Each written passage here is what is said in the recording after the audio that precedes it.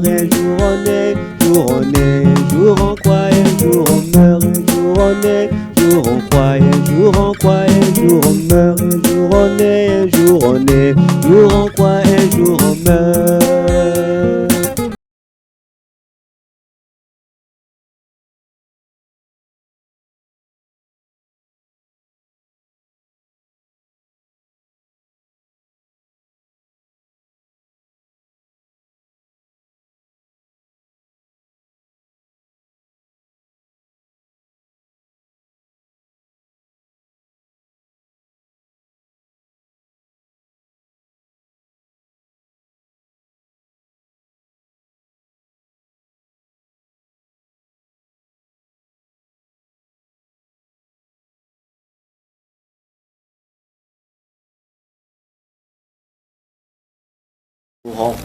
Nous allons élever nos voix. Nous allons maintenant prier pour ce moment de la parole. Car la Bible déclare que dans Matthieu 4,4, l'homme ne vivra non seulement de pain, mais aussi de toute parole qui sort de la bouche de Dieu.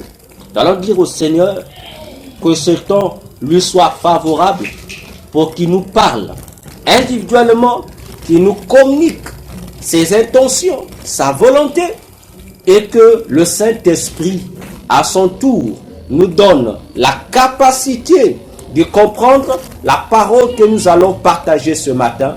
Élevons nos voix, prions pour ce temps de la parole, prions notre Dieu. Alléluia. Seigneur, tendre Père, tu es roi. D'éternité en éternité, Seigneur, tu resteras roi Jésus. Et ta parole est le pain de vie qui nourrit nos hommes intérieurs. Ce matin, Jésus, nous voulons te consacrer ce temps de la parole. Seigneur, nous avons parlé. Tu nous as écoutés. Maintenant, nous voulons nous taire pour te laisser la place que tu parles maintenant à ton peuple que nous sommes. Que tu nous parles en tant que peuple et que tu nous parles également en tant qu'individu, Seigneur, pour que ce matin, chacun de nous obtienne la portion qui lui revient de droit en ce qui concerne tes oracles, en ce qui concerne ta parole, ô Dieu. Maintenant, Seigneur, nous désirons que le Saint-Esprit puisse nous déverser sur nous l'onction de la connaissance, l'onction de la révélation, la capacité de la compréhension de ta parole, ô Dieu, pour que, Seigneur, cette parole ne soit pas un tonnerre à nos oreilles, mais que cette parole soit véritablement une parole fluide, ô Dieu, qui sera compréhensible à chacun de nous ce matin. Et que nous soyons conduits par le même esprit qui est ton esprit dans toute la vérité. Maintenant, que tout esprit anti-parole soit vaincu par l'onction de la parole que tu déverses maintenant. Au nom de Jésus, que tout esprit de dérangement, de distraction, ce matin, soit vaincu au nom de Jésus. À toi l'honneur, Jésus. À toi la gloire, la majesté, Père, pour l'éternité, parce que tu es le véritable. Ô Dieu, et nous bénissons ton nom, car tu es roi. Nous disons Amen et nous acclamons pour la parole du Seigneur. Nous acclamons pour notre roi Jésus, lui qui est le roi fidèle, lui qui n'a pas changé, lui qui reste incomparable ce matin. Amen. Amen. Je salue encore l'Assemblée de Dieu ce matin au nom de Jésus. Amen. C'est une journée merveilleuse pour nous ce dimanche. C'est dimanche 5 novembre et c'est toujours moi, le docteur Véracité KTN. Et ce matin, bien-aimés, nous allons poursuivre ce matin avec notre séminaire. La troisième partie de notre séminaire sur le chrétien face à 2024. Un bref rappel. Nous avons commencé depuis le mois, je crois, fin juin 2023 avec ce séminaire sur le chrétien face à 2024. Je dis bien depuis fin juin 2023, nous avons commencé à parler des réalités de 2024. Et nous avons vu la première partie. Dans la première partie, il y a eu des séries que nous avons faites et nous avons entamé également la deuxième partie qui était la phase transitoire pour parler de la seconde partie en fait. Donc, nous avons créé une rubrique entre la première partie et la troisième partie qui était la suite de la première partie. Et c'est ce qui fait que dans la deuxième partie du chrétien face à 2024, nous avons expliqué le pont qui réunit les années, c'est-à-dire la nuit du 31 décembre, que généralement la plupart des églises appellent par la nuit de la traversée.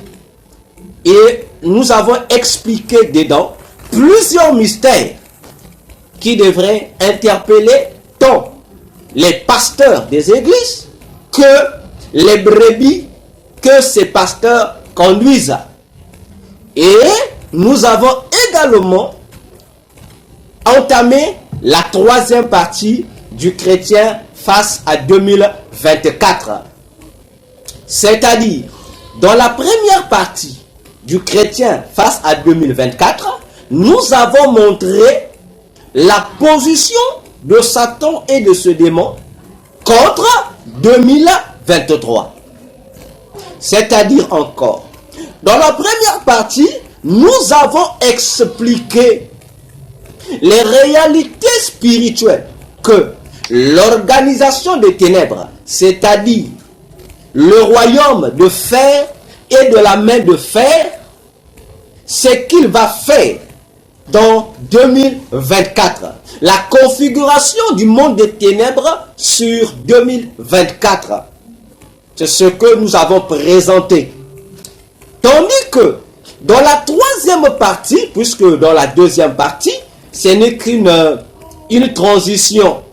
Dans la troisième partie, cependant, nous sommes en train de présenter la position maintenant de l'Église face à 2023. Autrement dit, nous sommes en train, ici dans cette troisième partie, de présenter quelles sont les attaques, quelles sont les différentes stratégies démoniaques que l'organisation de Satan va mettre en place afin de combattre les églises et les chrétiens.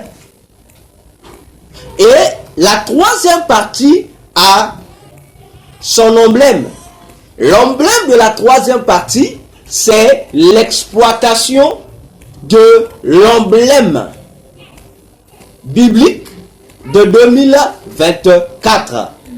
Depuis la première partie, nous avons dit que l'année 2024 fonctionne a pour emblème dans le royaume de Jésus, a pour emblème le livre d'Exode. Nous avons beaucoup expliqué ce qui a été décrété dans le royaume des cieux, dans le conseil de Dieu. C'est ce qui a été déclaré que l'année 2024 au ciel, cette année est configurée comme étant le livre d'Exode.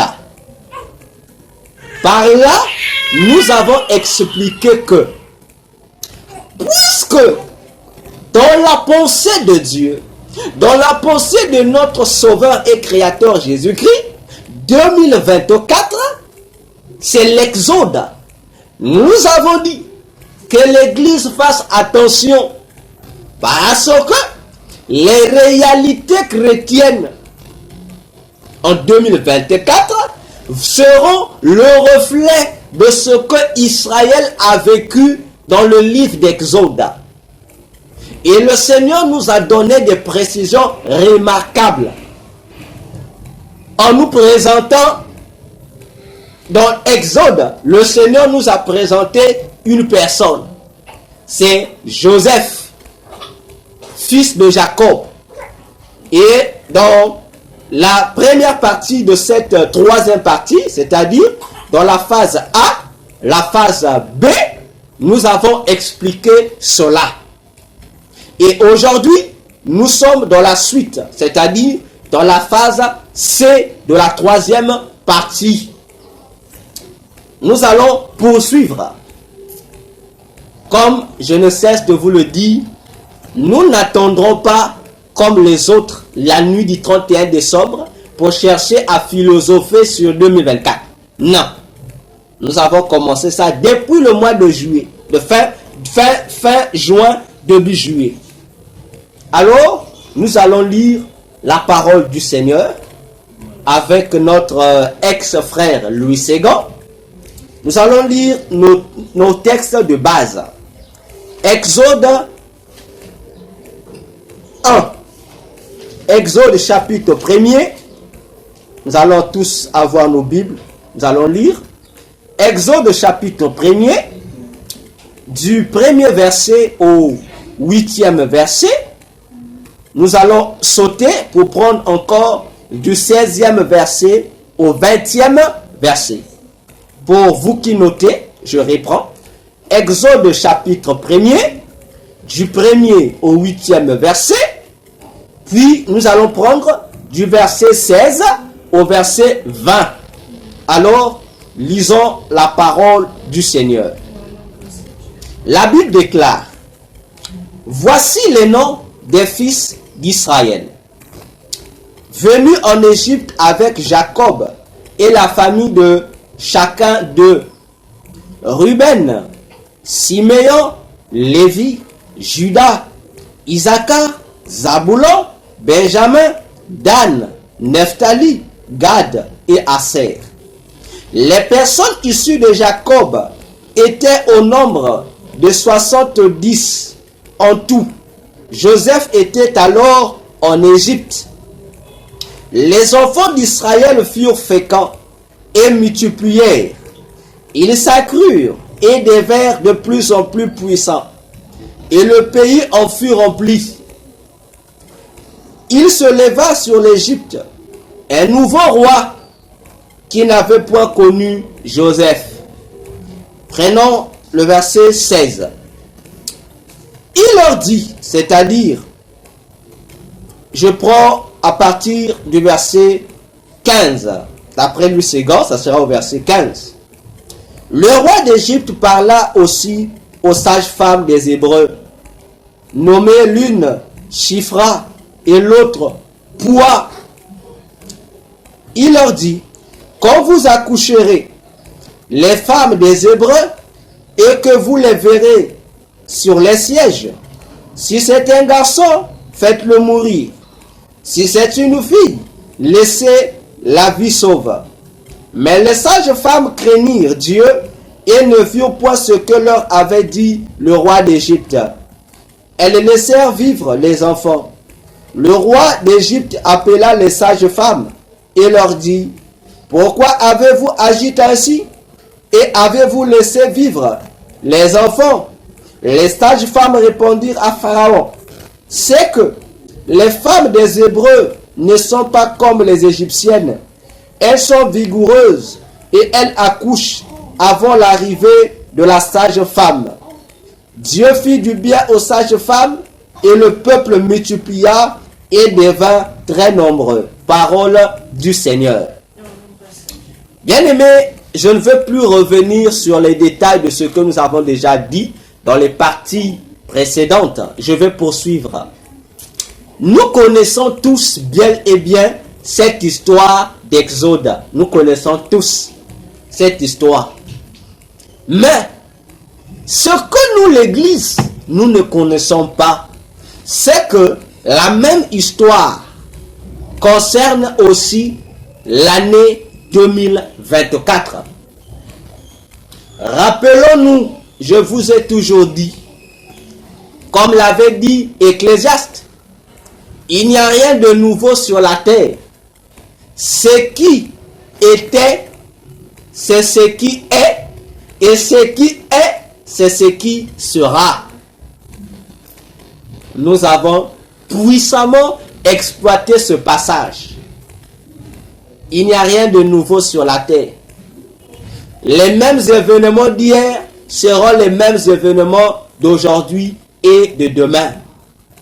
À la différence, c'est que il n'y aura que les acteurs qui vont changer. Il n'y aura que des instruments, des outils qui vont changer. Mais le scénario des événements seront les mêmes.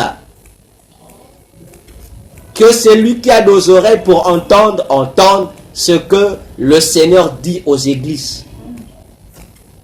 Bien-aimés, nous allons exploiter ce texte d'Exode qui cache des tas de révélations concernant la vie de l'Église de Jésus en 2024. J'insiste et j'insiste pour dire, pour vous qui avez l'opportunité, pour vous qui avez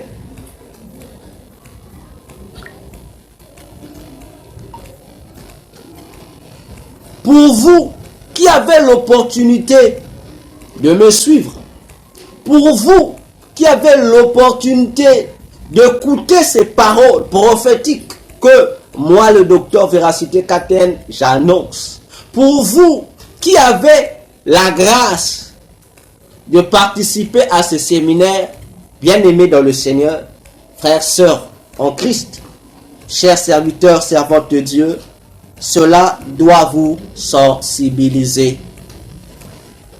Car, comme je dis toujours, pendant que je suis encore sur la terre, je fais mon travail en tant que sentinelle de Dieu. Pendant que je suis encore avec vous sur la terre, prenons-en conscience de faire bon usage de ces différents oracles que je vous annonce. Bien-aimés, dans le texte d'Exode que nous venons de lire, il y a quelque chose de merveilleux qui nous est annoncé. On dit que Israël, je vais épingler les choses que je ne vais pas exploiter aujourd'hui, mais je vais les épingler pour vous mettre déjà la puce à l'oreille pour la suite de notre étude. Remarquons ceci dans cette histoire. On dit,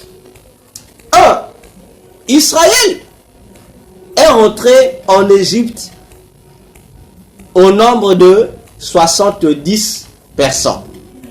Je répète, Israël est rentré en Égypte au nombre de 70 personnes. Et on dit, ces 70 personnes formaient la maison de Jacob. Jacob en tant que père des 12 enfants. Donc, d'une seule personne, on a 12 fils de Jacob. Et à partir des 12 fils de Jacob, nous avons les fils des fils de Jacob. Autrement dit, des arrière-petits-fils de Jacob. Si vous faites la soustraction, Jacob plus ce 12 fils vous font 13 personnes. Jacob plus ces 13 fils vous font 13 personnes. Alors, si vous faites 70 moins 13, ça vous fait 57. Donc, en dehors de Jacob et de ses 12 fils, il y a eu ajout dans la famille de 57 personnes. Frères et sœurs, je reprends. Je dis, je reprends. Nous allons le voir dans le dernier point de notre l'étude d'aujourd'hui. l'étude d'aujourd'hui, le dernier point. Nous allons le voir. Donc, retenez déjà, en marche, nous avons 13 personnes plus 57 personnes qui vont descendre en Égypte, qui nous donne le nombre 70 personnes. Retenez ça, nous allons y revenir. Et lorsque ces personnes arrivent en Égypte, le nouveau pharaon qui va se lever, nous l'avons expliqué, ne connaissait pas Joseph. Donc, c'est l'ignorance du pharaon à l'égard de la personnalité de Joseph qui va entraîner le peuple d'Israël à la captivité pharaonique. Nous avons expliqué cela. Qui était Joseph? On a expliqué. Et qui est le nouveau pharaon? Par rapport à 2024, nous avons expliqué. Mais retenez le deuxième élément. On dit, le nouveau pharaon, ennemi du peuple d'Israël, va aller consulter des sages femmes égyptiennes. Deuxième élément à souligner, les sages femmes égyptiennes. Combien étaient-elles? Elles étaient deux et on donne leur nom. L'une s'appelait Shifra et l'autre s'appelait Poua. Ce sont les deux indices que nous allons retrouver en 2024. Les deux sages-femmes égyptiennes, Shifra et Poua. Quelle est la mission que Pharaon donne à ces deux sages-femmes? Pharaon leur donne une mission meurtrière, une mission criminelle qui est appelée sur le plan politique crime contre l'humanité. Pharaon dit à ces femmes, ces sages femmes, de tuer tous les enfants mâles hébreux, c'est-à-dire tous les enfants masculins hébreux devaient être tués dès leur naissance. Retenez ça. Les deux sages femmes. Et troisième élément, la mission que Pharaon donne à ces deux sages femmes égyptiennes. Ça fait déjà 3 éléments. Attention. Il dit attention. Quatrième élément, c'est les fils mâles des Hébreux. Pourquoi n'a-t-on pas tué aussi les filles, les enfants ou les filles ou les enfants féminins? On laisse vivre les enfants féminins, mais on tue les enfants masculins. Attention, ça c'est le 5e élément. Que représentent les filles, les enfants féminins en 2024? Que représentent les enfants masculins des Hébreux en 2024 qui doivent subir la criminalité du roi d'Égypte? Retenons ces 5 points. Je vous dis, retenez ça. Ces 5 points. Certains d'entre ces points seront abordés aujourd'hui. Ceux que nous n'allons pas aborder aujourd'hui, nous allons l'aborder dans la prochaine séance. Alors, bien-aimés dans le Seigneur, rentrons dans notre matière d'aujourd'hui. Nous parlons du chrétien face à 2024. Le livre d'Exode. Bien-aimés dans le Seigneur. Le livre Exode. Le nom Exode signifie sortie. Le nom Exode signifie en hébreu littéralement sortie, comme la sortie, comme une sortie. Voyez-vous, une sortie visant un départ. Une sortie visant un déplacement. un exode, un voyage vers un endroit donné. Voilà ce que veut dire le mot exode. Attention, je dis attention. Nous comprenons par ici que 2024, si elle porte l'emblème du livre d'Exode, donc en 2024, il y a un voyage que chaque église, chaque chrétien doit s'apprêter à effectuer. Il y a une sortie que chaque chrétien doit s'apprêter à faire. Attention, église. Je répète, pour une meilleure compréhension de tous. Exode signifie sortie, un départ vers un lieu donné, un déplacement, un voyage. Puisque le Seigneur Jésus, dans son conseil céleste, a configuré que l'année 2024 sera une année qui portera l'étiquette, la caractéristique du livre d'Exode, cela implique que nous les chrétiens qui sommes en 2023, lorsque nous allons arriver le 1er janvier 2024, tout chrétien doit se mettre à l'esprit qu'il doit obligatoirement pratiquer un exode. Il doit obligatoirement sortir de quelque part pour se retrouver quelque part. Il doit effectuer un voyage avec un Christ d'un lieu vers un autre. C'est pourquoi, Église, 2023, c'est le moment de la préparation de cette sortie. N'arrive pas le 1er janvier, tu es resté en Égypte. Ça sera très dangereux pour toi. Ça sera très malheureux pour toi. Parce que si le 1er janvier 2024, toi frère, toi sœur, toi homme de Dieu, toi servante de Dieu, tu te retrouves en Égypte, je t'apprends et je t'informe. Tu vas te transformer en un Égyptien.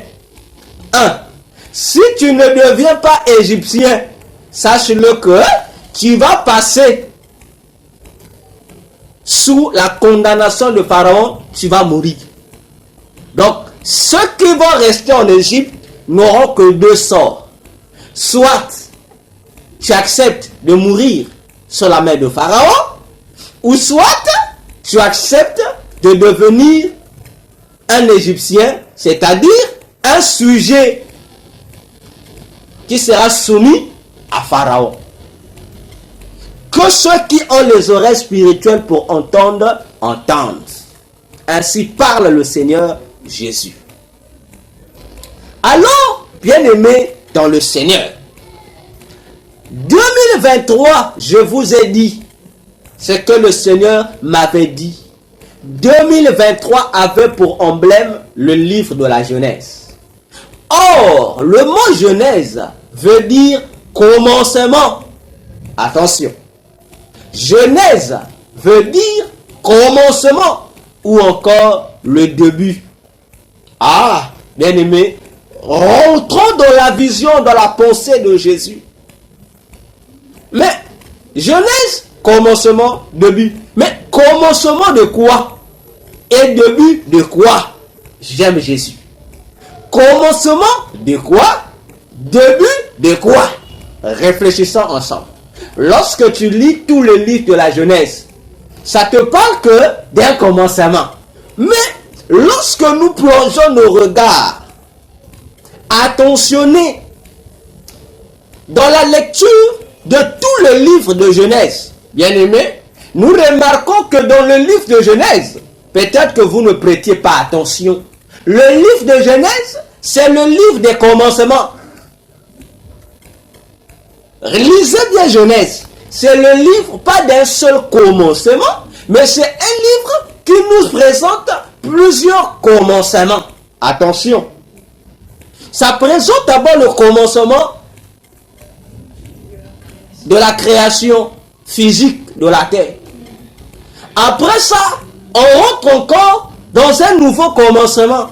Le commencement d'une nouvelle configuration du système climatique, autrement dit, du système solaire.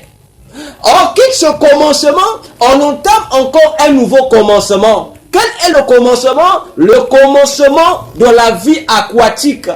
Le commencement de la vie aérienne. Le commencement de la vie terrestre. Dieu ne se limite pas là. Dieu introduit également le commencement de l'histoire des sociétés des hommes. Ça ne s'arrête pas là. Au-delà d'Adam, après Adam, après Ève, Dieu parle encore d'un autre commencement. Quel est cet autre commencement?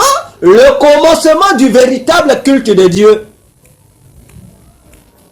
Attention, au-delà de ça, Dieu nous parle encore d'un autre commencement. Le commencement de la création du nouveau peuple de Dieu. Ah, avec Noé. Après Noé, Dieu nous parle encore d'un nouveau commencement. Le commencement encore d'une création d'un nouveau peuple de Dieu. Avec Abraham. Attention, Église. Après Abraham, Dieu nous parle encore d'un nouveau commencement, toujours pour la création d'un nouveau peuple de Dieu. Là, nous sommes avec Moïse. Bien aimé, je dis, faisant énormément attention. Si vous regardez le livre de la Genèse, ça nous présente un commencement qui cache une pluralité de commencements. Mais parmi toute cette pluralité de commencements, il y a un commencement qui coiffe tous les autres commencements. C'est lequel? C'est le commencement de la formation du peuple de Dieu, qui va déclencher le reste des autres commencements.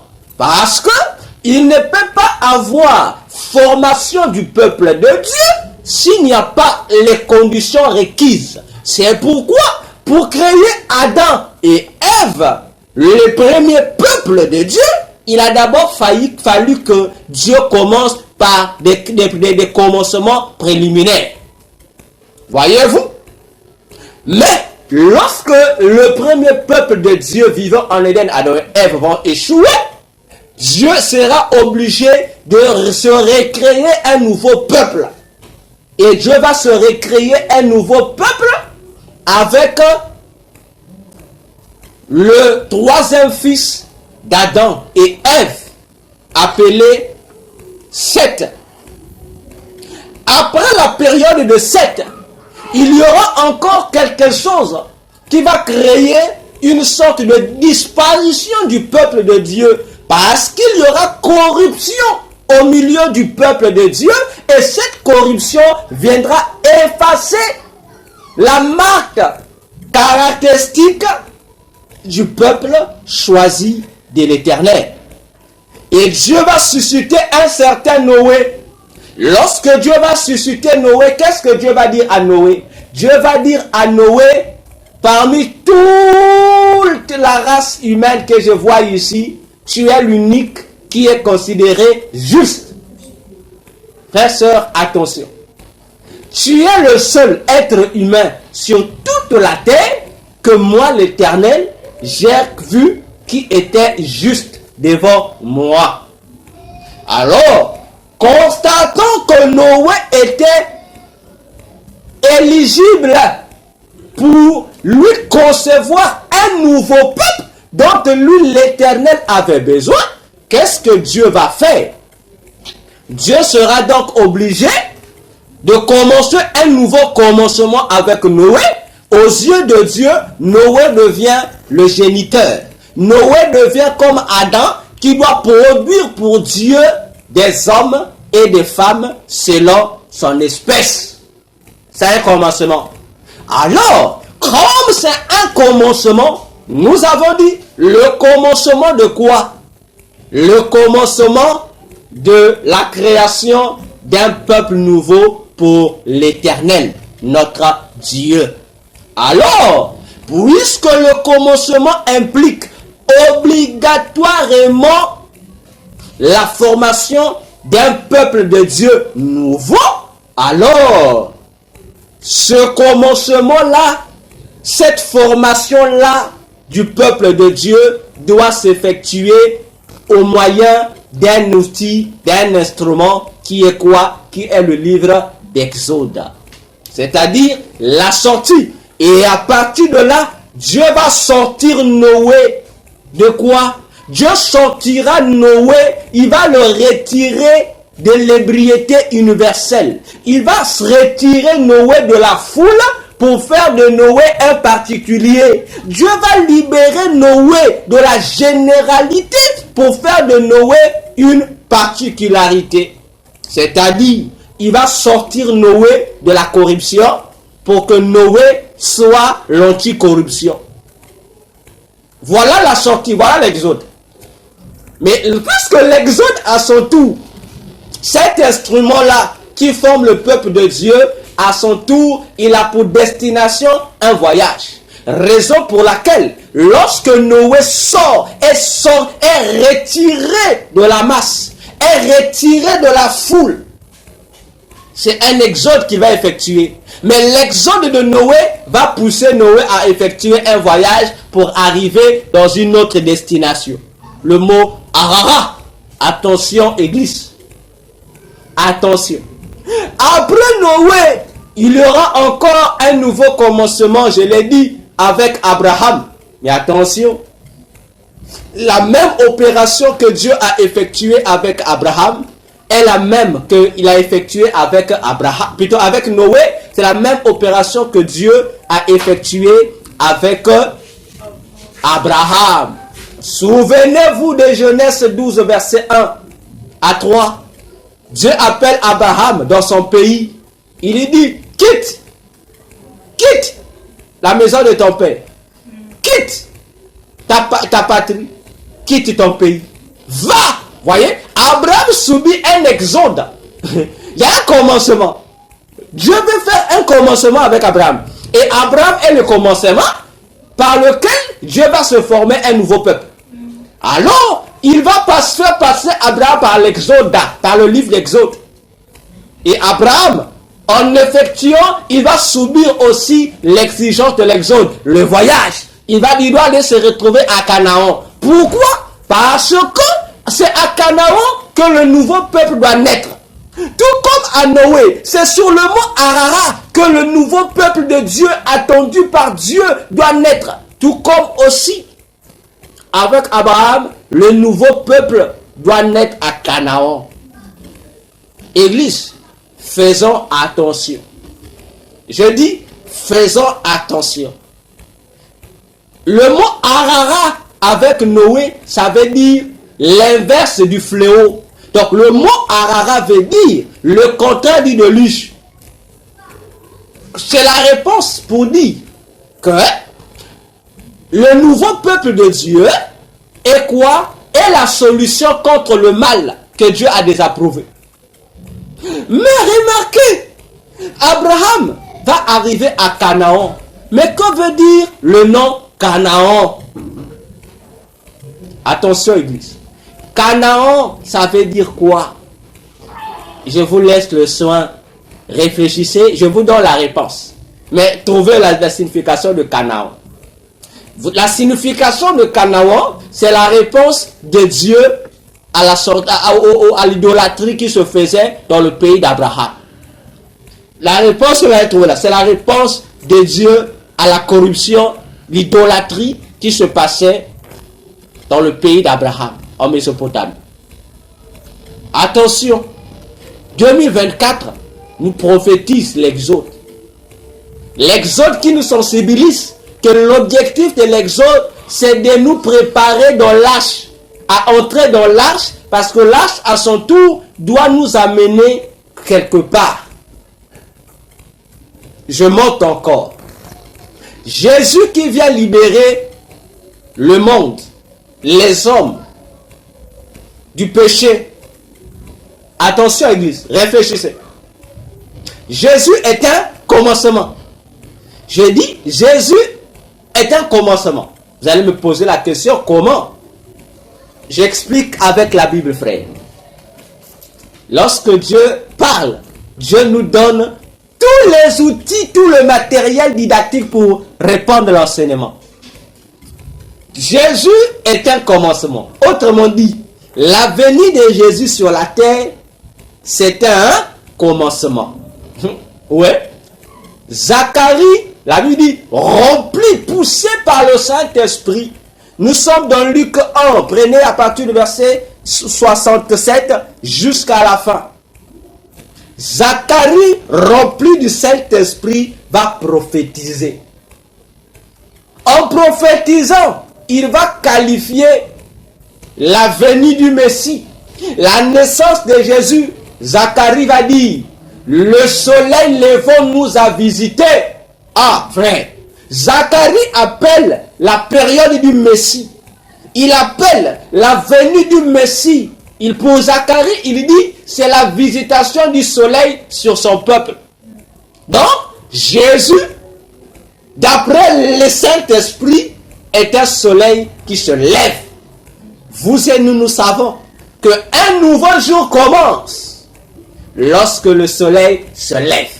Voilà pourquoi Jésus a dit toute sa vie, il dit, je suis la lumière du monde. Je suis venu pour éclairer le monde. Mais Jésus qui est le commencement, puisque le commencement entraîne un exode, vous allez remarquer lorsque Jésus vient, qu'est-ce que Jésus vient faire? Jésus vient soutirer les gens qui étaient dans le monde pour les transférer hors du monde. Il donne un appel, une invitation au salut. Il dit, c'est lui qui me suit, moi qui suis le nouveau commencement, tu ne marcheras plus dans les ténèbres du monde, mais tu vas marcher dans la lumière. C'est-à-dire, je te transfère du royaume des ténèbres vers le royaume des lumières de mon Père. Et automatiquement, Jésus nous dit encore que nous cessons d'être les gens du monde pour devenir désormais les gens du ciel. Et dans sa prière, dans Jean 17, il dit, vous êtes dans le monde, mais vous n'êtes pas du monde. La question que moi je vais te poser, chrétien. Toi, ma soeur chrétienne, dis-moi, tu es né où? Tu n'es pas né sur la terre. Tu es né fils de ton père et de ta mère. La preuve, le nom que tu portes, la ville qui est inscrite dans ton acte de naissance, c'est la ville du ciel. Tu es né sur la terre. Tu appartiens à la terre. Tu appartiens au monde. Mais par le fait que tu as accepté le message du nouveau commencement qui est Jésus, tu as subi l'exode qui t'a conduit vers quelque part le royaume des cieux. Et tu n'es plus un étranger au ciel. La Bible dit que nous sommes devenus en Jésus les gens de la maison de Dieu. J'espère que vous me comprenez très bien. Donc, comprenez que si 2023 était un commencement, ça veut dire 2023 nous a donné un message. Et je vous l'ai dit, le message de l'année 2023 était de dire à l'église que le chronomètre pour le retour de Jésus, pour l'enlèvement de l'église, a repris sa course. Pour nous sensibiliser qu'il y a un nouveau commencement en 2023. Mais 2024 à son tour, étant l'instrument que 2023 utilisera pour mieux nous situer et nous préparer à aller à l'enlèvement, c'est quoi? 2024, c'est l'exode. C'est la préparation à la sortie. Ah, toi-même tu vas remarquer, tu vas sortir de quoi? Alors, bien-aimé, je vais expliquer ça dans un mystère que le Seigneur m'a expliqué. Prenons le livre de la Genèse, le livre de Jean, l'évangile selon Jean, chapitre 1, le verset 1. Genèse 1, plutôt Jean 1, le verset 1, dit ceci. Prends ta Bible, je lis toujours avec notre ex-frère Louis Ségan. L'apôtre Jean écrit: au commencement était la parole. Et la parole était avec Dieu. Et la parole était Dieu. Je reprends la lecture. C'est aussi un verset biblique que tous les chrétiens connaissent presque. Au commencement était la parole. Et la parole était avec Dieu. Et la parole était Dieu. Parole du Seigneur. Bien-aimés, écoutons ce que le Seigneur m'a expliqué encore ici, dans ce petit passage-là. On dit, au commencement était la parole. Faisons le chemin. Traçons un chemin. À la maison, là où vous êtes, traçons le chemin. On dit, au commencement, on dit, c'est la parole. Maintenant, on dit, la parole était avec Dieu et la parole était Dieu. Pour ceux qui font des calculs ou des statistiques, on va dresser une courbe, une sorte de courbe, un graphique, voilà, un graphisme. On a la parole, après la parole vient un élément, on dit avec Dieu. Après l'élément avec Dieu vient une autre case. La dernière case, on dit, était Dieu.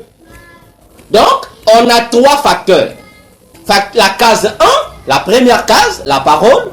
La deuxième case, avec Dieu. Et la troisième case, était Dieu. Alors, le Seigneur Jésus m'explique ceci. Lorsque vous verrez cette courbe-là, ou cette ligne que nous avons tracée, sur laquelle nous avons déposé les trois cases, il dit, si vous inversez ça, si vous inversez la courbe qui est verticale, qui est plutôt, qui est verticale, la courbe étant verticale, si vous redressez la courbe, vous ramenez ça sous la forme horizontale, non, plutôt je dirais la courbe qui est horizontale, c'est-à-dire une ligne droite qui est horizontale. Maintenant, vous renversez ça pour faire de ça vertical. Donc, la ligne horizontale, c'est la ligne qui est courbée, qui est couchée, voilà, la ligne couchée. La ligne verticale, c'est la ligne debout. Donc, vous prenez la ligne couchée, vous redressez ça pour que ça fasse une ligne debout. Vous allez remarquer qu'en faisant ça une ligne debout, vous allez remarquer que au sommet, vous aurez la parole au sommet. Au milieu, vous aurez avec Dieu. Et à la fin, vous aurez Dieu était Dieu. Et le Seigneur Jésus me dit ceci. Cette courbe décrite dans Genèse, plutôt dans Jean 1, c'est une courbe inversée. Je dis, Seigneur, comment? Il dit, c'est une courbe inversée. Vous allez comprendre avec moi. On a inversé la courbe. Pourquoi inverse? On parle de l'inverse de la courbe. Remarquez. On dit, on commence la courbe avec la parole. Au milieu, on a avec Dieu. Et à la fin, on a Dieu. Alors, Jésus dit c'est inversé. Jean présente la courbe de manière inversée pour nous communiquer un message prophétique qui a échappé à l'église aujourd'hui. Un message prophétique que tous les prédicateurs de l'évangile devraient comprendre. Malheureusement, moins et rares sont ces prédicateurs qui ont compris le message de Jean 1.1. Quel est le message? Jésus me dit, le chemin est inversé. C'est-à-dire, on a commencé par la base du chemin et on a fini par le sommet du chemin. Donc on a inversé ça. Bon, s'il faut parler en termes géopolitiques, on parlera de la pyramide. Donc la pyramide a été inversée. En termes normal, le chemin devrait commencer Dieu avec la parole devait être en dernier à la base. Mais Jean, en écrivant son évangile, a inversé la pyramide. Donc Jean a pris le sommet, a fait du sommet, a mis le sommet en bas et a pris la base, c'est-à-dire le bas de la pyramide, a mis ça en haut. Ah, on a inversé la pyramide. Mais quel est le message que Dieu a communiqué à Jean en écrivant la chose de cette manière? Bien-aimés, faisons attention avec les gens qui contredisent la Bible. Je dis, faisons attention avec les gens qui viendront vous dire non, ici c'était mal écrit. Ici, pourquoi ils ont écrit ça? C'est pas normal. Frère, faut leur dire, le Dieu qui a inspiré les gens, l'évangéliste, a écrit son histoire, son humanité. Frère, Dieu savait pourquoi il a mis ça. Voilà pourquoi Jésus disait encore à la foule et à ses disciples, il leur disait, aucun iota de la loi ne sera enlevé. Ah, Jésus dit, il n'y aura aucun iota de ce qui est écrit dans la parole de Dieu qui sera enlevé. J'ouvre une parenthèse ici. Qu'est-ce qu'un iota? Ah, parce que lorsque nous lisons la Bible, on doit aussi apprendre à comprendre les choses qui sont déclarées. Qu'est-ce qu'un iota? Lorsque Jésus utilise le mot iota, je vous apprends, parce que les gens disent seulement iota, c'est une lettre de la Bible, c'est une lettre qui... Non, non, non, non, attention, iota, c'est pas une lettre de la Bible, c'est pas une lettre, hein? Lettre comme lettre alphabétique, non. L'iota, ici Jésus parle des règles grammaticales grecques. Iota, c'est quoi dans la grammaire grecque? Dans la grammaire grecque, un iota, c'est ce que dans nos grammaires à nous, dans nos langues à nous, en français, en anglais, en portugais, en espagnol ou quelle autre langue, nous appelons par des accents. Voilà ce qu'on appelle iota. Les iota, ce sont des accents. Imaginez-vous, un accent, ce n'est pas une lettre comme telle. Un accent, c'est un élément qu'on ajoute sur une lettre. Voyez-vous, Jésus dit, donc si on reformule ça, donc Jésus va nous dire ceci. Même des petits traits qui sont liés aux lettres de la loi, qui sont liés aux écritures de la loi, ne pourront pas être ôtés ou modifiés.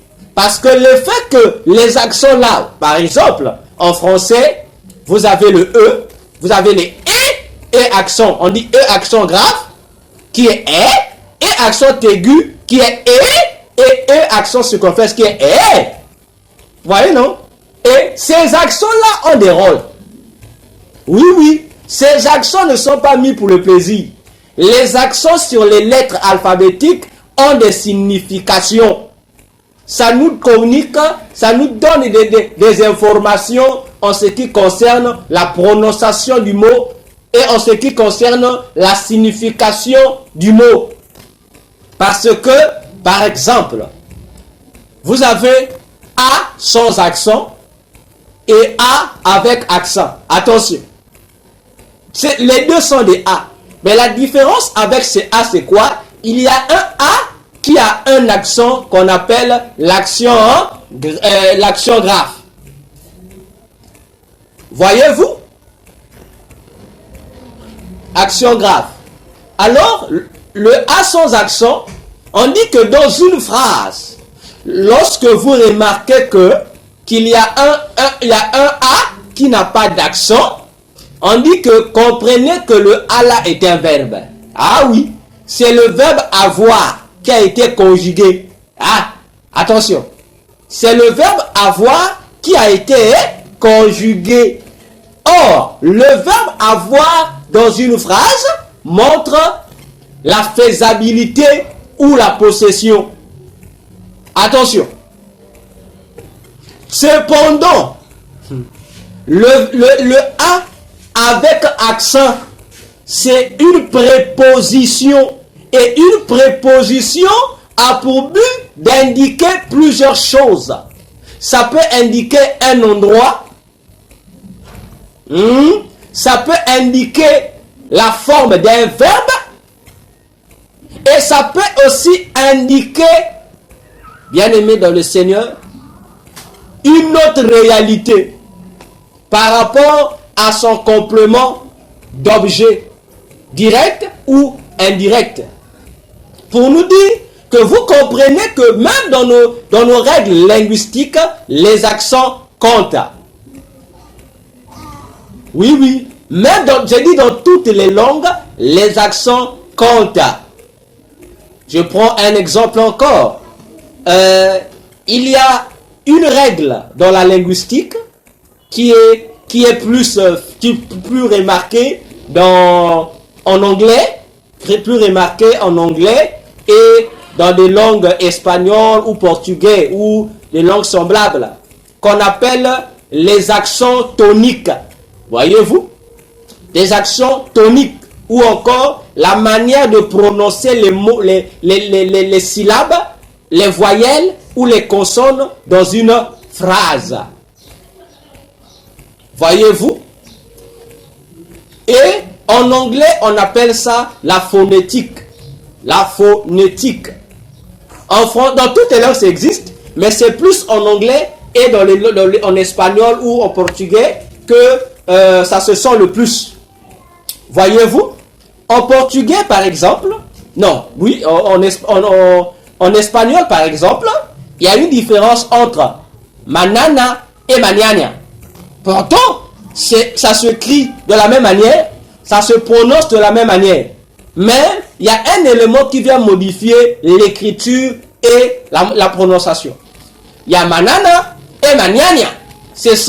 On ajoute quelque chose comme un accent circonflexe, quelque chose comme ça, sur les A de l'autre manière, on appuie. Vous sentez que l'accent est appuyé. Et manana et maniana n'a pas la même signification. Ça n'a pas la même signification. Ah oui, attention, avec les iota. Je ferme la parenthèse. Remarquez que pourquoi l'apôtre Jean, en écrivant Jean 1.1, a-t-il inversé la pyramide? Il a mis le sommet de la pyramide en bas et il a mis la base de la pyramide en haut. Il a inversé la pyramide. Dieu, on devait normalement commencer par Dieu. La parole, non, on devait dire Dieu. Avec Dieu, il y a la parole. Mais on a inversé. Frère, je vous dis, la parole de Dieu est merveilleuse. Je vous dis, faites attention avec les révélations de Dieu. Or, la configuration de Jean, la configuration de l'apôtre Jean, dans Jean 1.1, c'est la représentation prophétique de la situation géographique d'Israël en Égypte. Ah! C'est la configuration d'Israël, de la situation géographique d'Israël en Égypte. Ah, bien aimé, vous comprenez que les choses deviennent sérieuses. Oui, les choses deviennent sérieuses. Je vous pose la question. Je ne sais pas, le Seigneur est en train de m'attarder sur ce point, sur ce premier élément. Je ne sais pas pourquoi. Il y a sûrement un message important qu'il veut communiquer à quelqu'un qui nous suit maintenant ou qui nous suivra plus tard. Prenez la carte antique d'Israël en Égypte. La Bible nous donne une information. La Bible nous dit que Israël, lorsqu'il était en Égypte, il vivait dans un territoire donné. Mais le territoire d'où vivait Israël avait un nom. Ça s'appelait Goshen. N'est-ce pas? Ça s'appelait Goshen. Mais l'Égypte était séparée en deux. Bon, pas divisée, mais séparée en deux. Il y avait ce qu'on appelait la haute Égypte et il y a ce qu'on appelait la basse Égypte. Je répète, l'Égypte était séparée à l'époque en deux. Il y avait la haute Égypte et il y avait la basse Égypte. La haute Égypte, c'est on dit le nord de l'Égypte. La basse Égypte, c'est que on dit chez nous, on dit couramment par la partie sud de l'Égypte. N'est-ce pas? C'est comme ça. Parce que dans tous les pays, on a toujours ces deux côtés-là. Il y a la partie nord et la partie sud. Alors, remarquons que Israël se trouvait à Goshen. Mais Goshen était situé de quelle partie géographique de l'Égypte? La haute Égypte ou à la basse Égypte? Israël était au niveau de la basse Égypte. C'est-à-dire, Israël était à la partie sud de l'Égypte. Maintenant, regardez. D'après sur le plan géographique, vous allez remarquer que lorsqu'on parle du nord, le nord, c'est la partie qui reste où? N'est-ce pas? C'est la partie qui reste en haut. Lorsqu'on dit le nord, ou quand vous l'entendez, c'est la haute Égypte. Mais en termes normal, le nord, c'est la haute Égypte. Donc lorsqu'on parle du nord, c'est la partie qui est au-dessus du pays. Et lorsqu'on parle du sud, c'est la partie qui est en bas du pays. N'est-ce pas? Le nord et le sud. Mais ce qui est curieux, c'est que chez les Égyptiens, la configuration est l'inverse. Lorsqu'on dit la haute Égypte qui est la partie nord, ça se retrouve en bas. Et la basse Égypte qui est la partie sud, ça se retrouve en haut. C'est la configuration de l'Égypte qui est comme ça.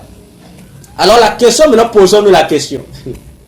Voyez-vous que Jean n'a pas écrit pour le plaisir, frère. Lorsque Jean a écrit, au commencement était la parole. Il a inversé la procédure. Il a inversé le chemin. Il n'a pas contredit Dieu. Il nous a répété la position géographique d'Israël en Égypte. Donc, il est dit, lorsqu'on voyait l'Égypte, en termes normaux, la partie centrale de l'Égypte, c'est la partie nord, où il y a le roi, ou la haute Égypte. Mais c'était inversé. Voyez-vous? Et la Bible précise, je dis bien, lisez-moi le livre d'Exode. La partie, donc parmi toutes les autres parties de l'Égypte, en termes de territoire, en termes de région, il n'y avait pas une région qui était plus fortement fertile comme Goshen, l'endroit où vivait Israël. C'était l'unique territoire où il y avait une fertilité à tous les niveaux incroyables. Frère, réfléchissons. Oui, c'est pourquoi tu vas comprendre. Pourquoi Jean n'a pas mis au commencement était Dieu? Non, il dit au commencement était la parole et Dieu vient à la fin. C'est pour nous montrer la procédure de l'Exode. Parce que lorsqu'on parle de l'Exode, on parle d'un déplacement. Pour dire, donc si on met la phrase correctement, on va commencer. On commence au sommet. On dira, au commencement était Dieu. Dieu était avec la parole. Je vais le décortiquer, n'aie pas peur. Au commencement était Dieu. Tu connais Dieu, n'est-ce pas? Dieu est là. Était avec la parole. Attention. Ça veut dire, la parole était avec Dieu, veut dire, la parole là était en Dieu. Et la parole avec Dieu est la parole. Puisqu'on va m'en dire, on commence le vrai chemin. On commence avec Dieu. À l'intérieur, au sein de Dieu, à l'intérieur de Dieu, il y a la parole. Attention, attention.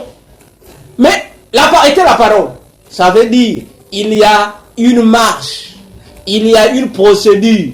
La parole qui était en Dieu, la parole qui était silencieuse en Dieu, a fait quoi?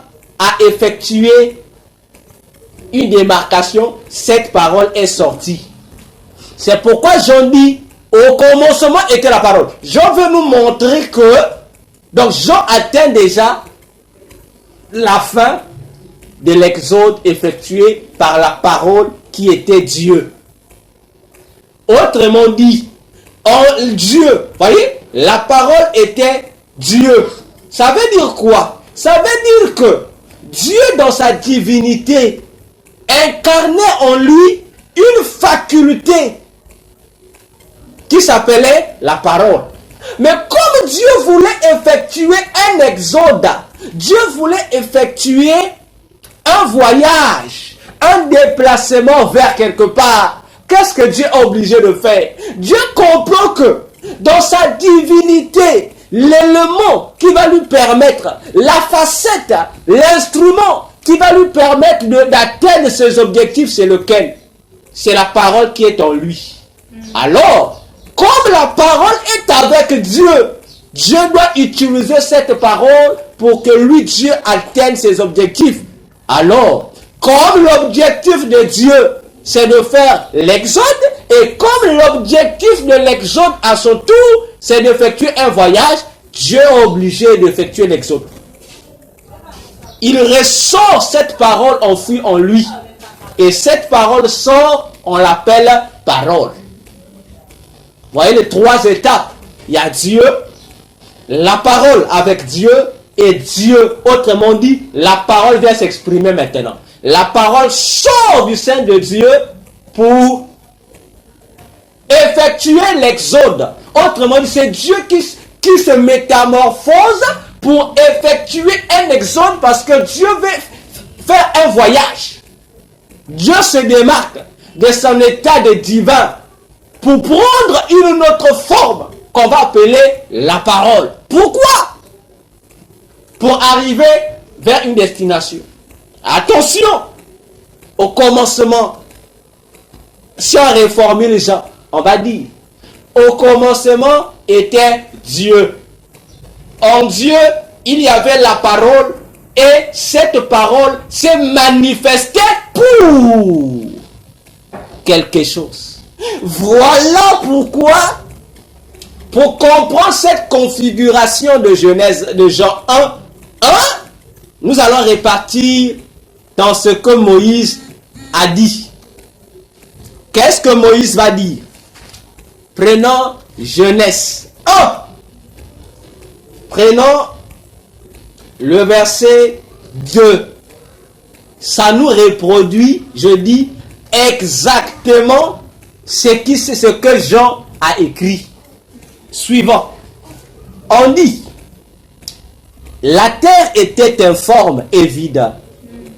Il y avait des ténèbres à la surface de l'abîme et l'Esprit de Dieu se mouvait au-dessus des eaux. Dieu dit que la lumière soit et la lumière fut. Je ne sais pas lorsque vous lisez ce texte si vous comprenez. On dit, maintenant remarquez, on dit, pendant qu'il n'y avait rien, on est au commencement. On dit, l'Esprit de Dieu était en train de se mouvoir. Mais que veut dire se mouvoir? Ça veut dire étant en train d'effectuer l'exode. L'Esprit de Dieu était en train de se déplacer. Or, ça veut dire que cet esprit a quitté d'un point B, d'un point A pour s'orienter vers un point B. C'est un déplacement en vue d'arriver dans un endroit précis. Et lorsque l'esprit est en train de se déplacer, on dit Dieu dit.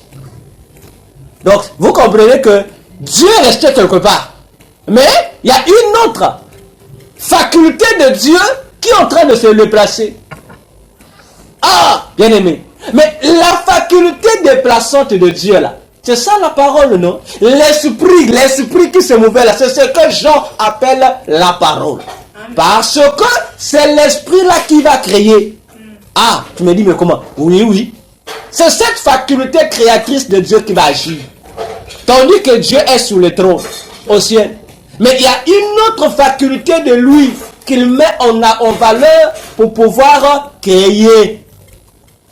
Et je vais le démontrer avec la parole de Dieu. Prenons le livre de Job. Prenons le livre de Job. Job nous dit quelque chose d'important. Prenons, on va voir dans Job 33. J'ai dit Job 33. Parce que lorsque nous expliquons les mystères de Dieu, nous savons ce que nous disons. Nous répétons ce que Dieu nous enseigne. Job 33, prenons le verset du verset 1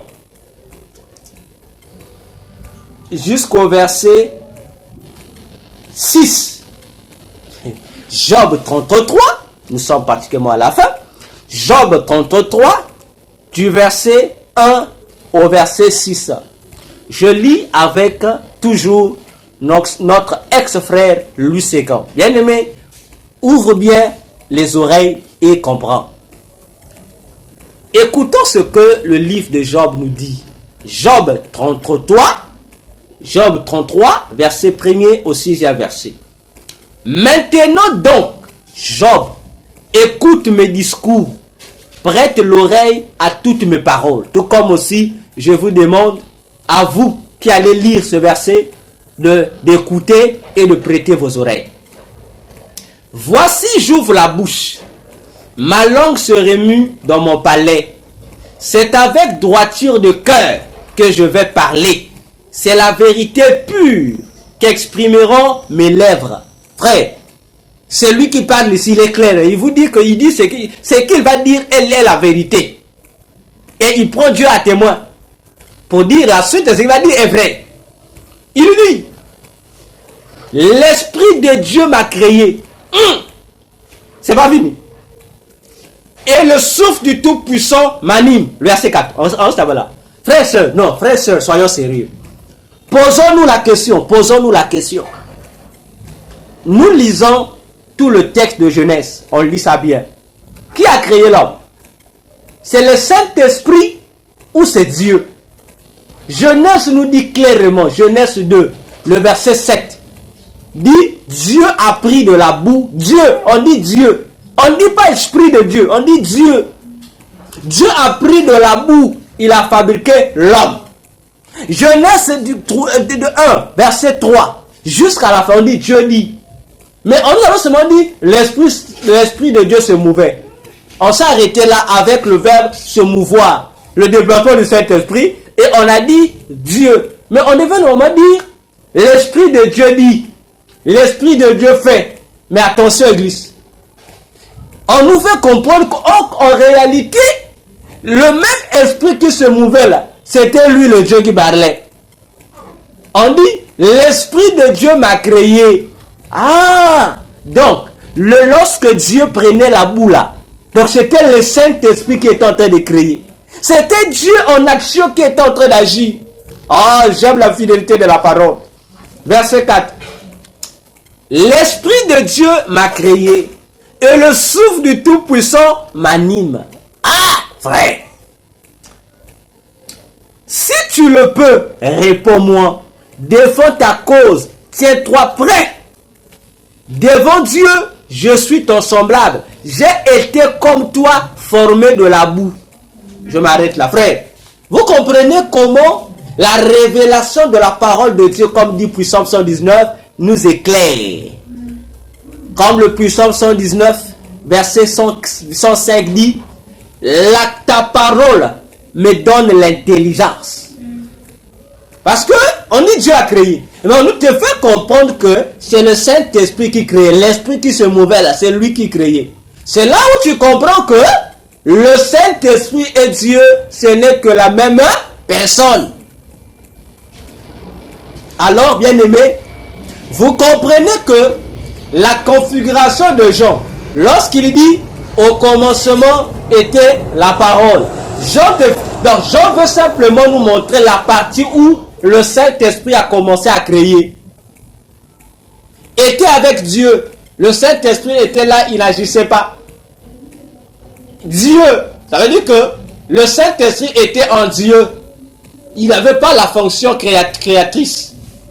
Il est rentré dans la fonction créatrice lorsque Dieu l'a déclenché.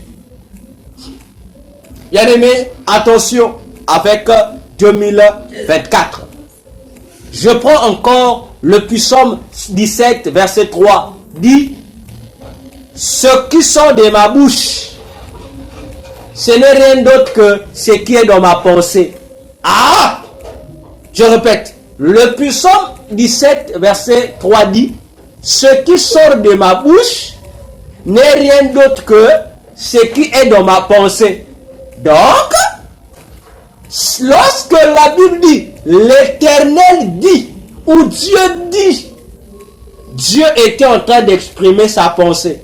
Or, la pensée de Dieu, c'est l'état où on dit était Dieu. Donc, était Dieu, ça veut dire, c'est Dieu dans son trône en train de réfléchir. Réfléchir sur ce qu'il doit faire. Réfléchir sur quelque chose qu'il doit concevoir.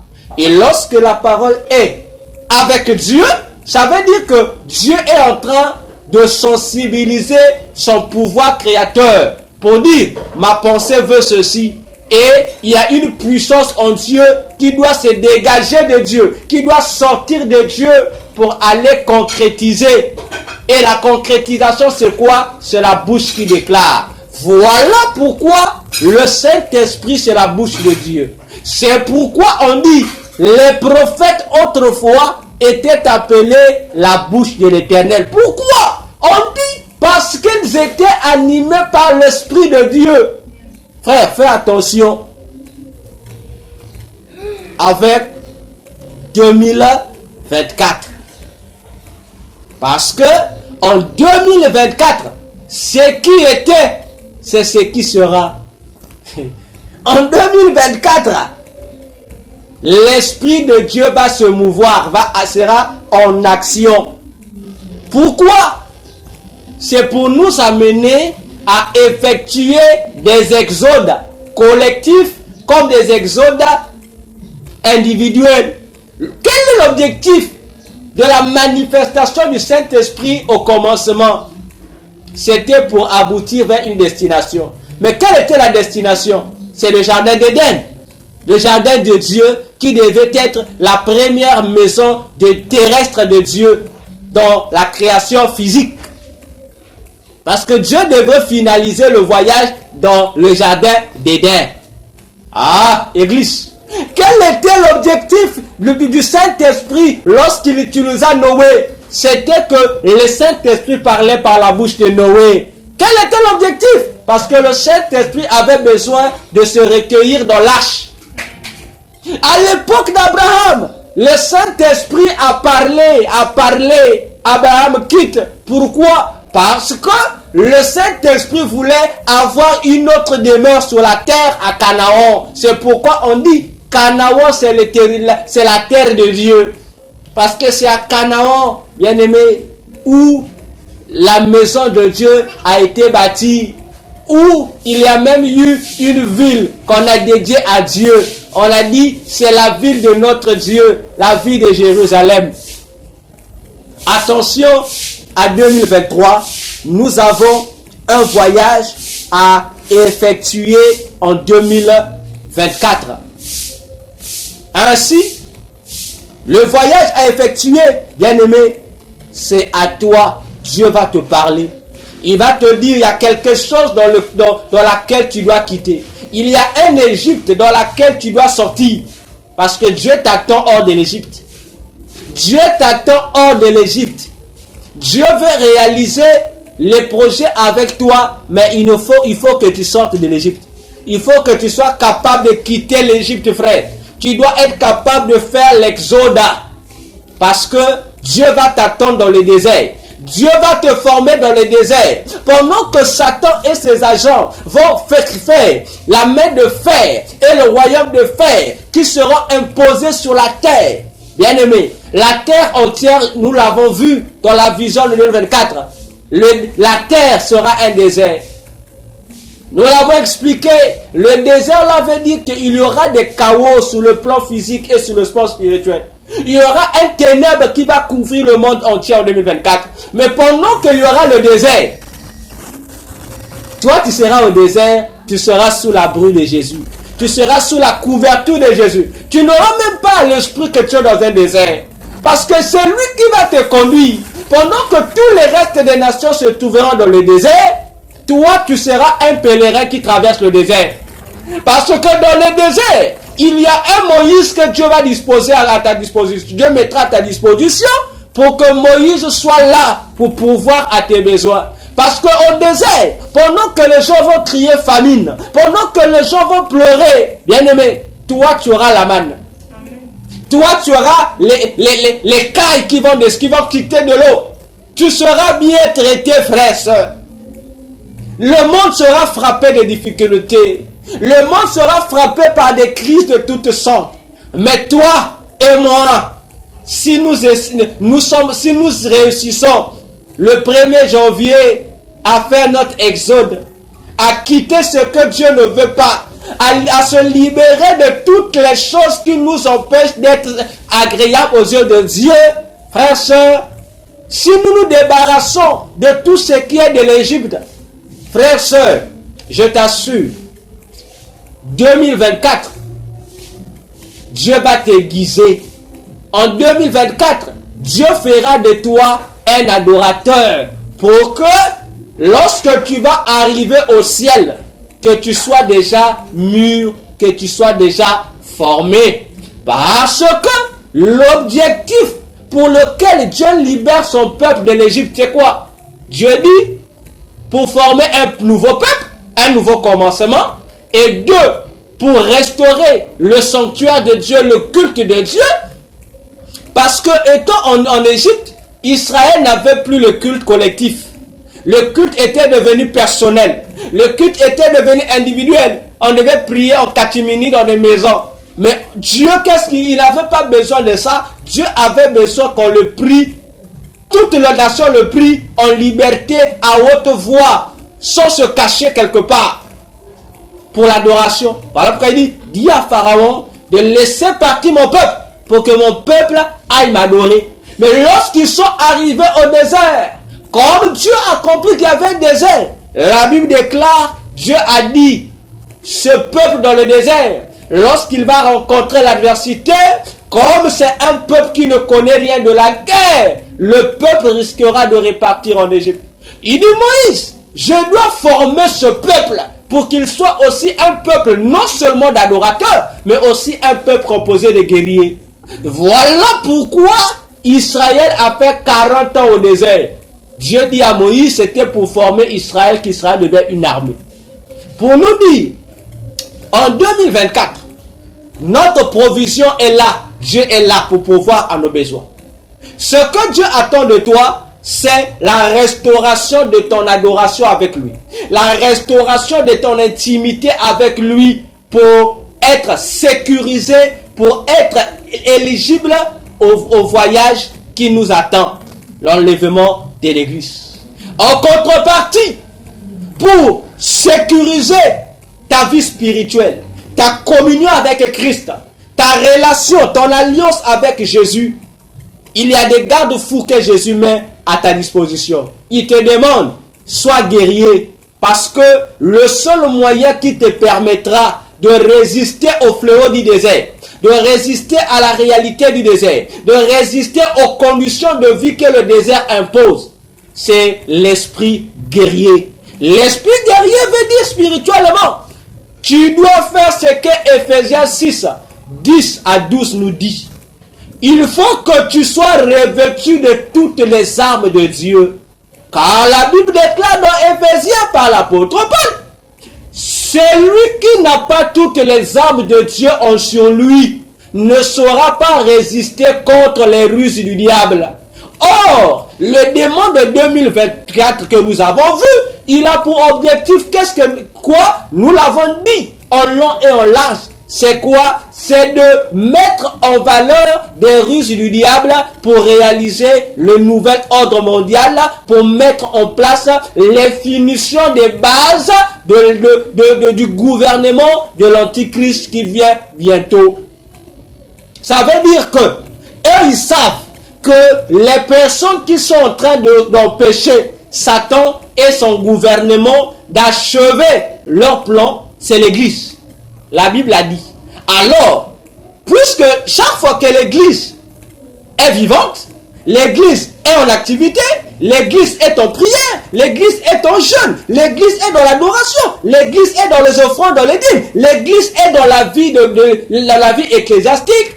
Dans leur camp, ce sont des projets avortés. Alors, pour réussir leur projet, ils doivent endormir l'Église. Ils doivent empêcher les chrétiens d'être au rendez-vous de leurs engagements avec Dieu. Ils doivent empêcher les chrétiens d'être en bonne relation avec Jésus.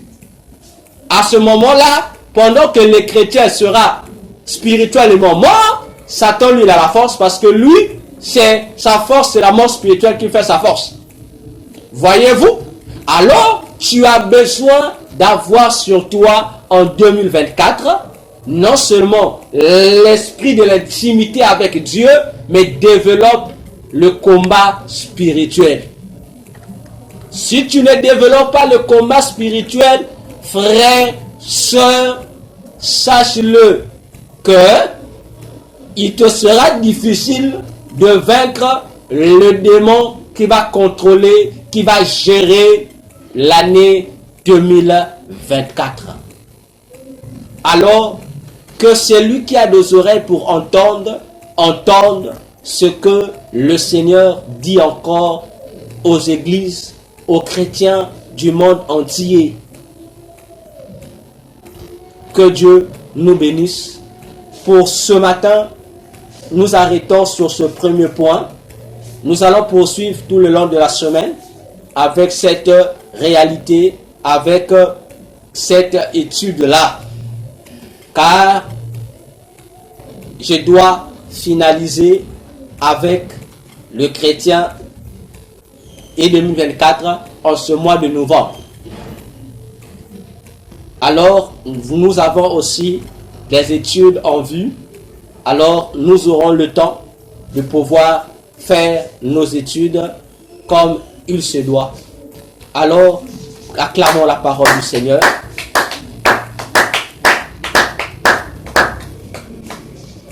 Nous allons prier notre Dieu.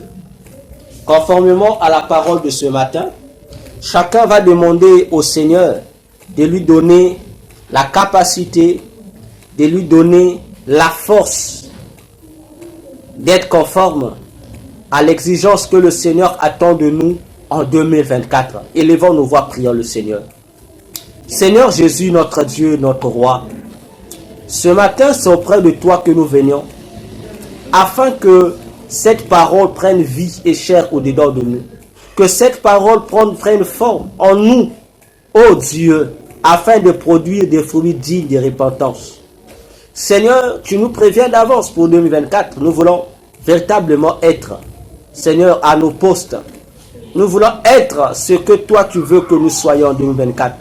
Remplis, Seigneur, de ta communion. Seigneur, nous voulons développer une forte vie d'adoration, d'intimité avec toi et également la vie du combat spirituel. Seigneur, équipe-nous de toutes les armes. Que aucune de tes armes ne fasse défaut sur nous. Pour que nous soyons victorieux en 2024. Pour que nous soyons capables de mieux effectuer notre exode sans encombrement physique ou spirituel. Aide-nous à nous séparer de tout ce qui nous empêche d'être agréable à toi. Aide-nous à nous séparer du péché, à nous séparer de toute négligence, à nous séparer de toute froideur spirituelle, à réanimer chaque jour ton feu au-dedans de nous, à jouir, Seigneur, d'une parfaite relation avec ton Esprit Saint, car nous sommes des flammes de feu. Nous refusons la diminution de notre flamme. pour demander l'augmentation de cette flamme. Et toi seul, Jésus, a la capacité de nous transformer par le pouvoir de la restauration promue par ton esprit. Seigneur, que le Saint-Esprit nous renouvelle ce matin comme il renouvelle les jeunes aigles. Renouvelle-nous ce matin. Nous voulons être de nouvelles créatures ce matin. Dans notre vie spirituelle, nous voulons être renouvelés davantage. Oh Jésus, pour tenir ferme contre toutes les ruses du malin, à l'honneur et à la gloire de ton nom. Béni soit ton nom, Jésus, parce que tu es roi, parce que tu es Seigneur. Oh Jésus, merci. Nous allons encore élever nos voix.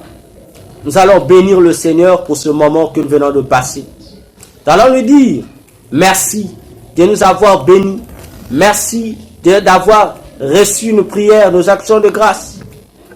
Et qu'il nous préserve davantage pendant le reste de cette semaine. Élevons nos voix, prions le Seigneur. Tendre Père, nous voulons te bénir. Toi qui nous as assistés pendant ce moment. Pendant ce culte, tu étais avec nous.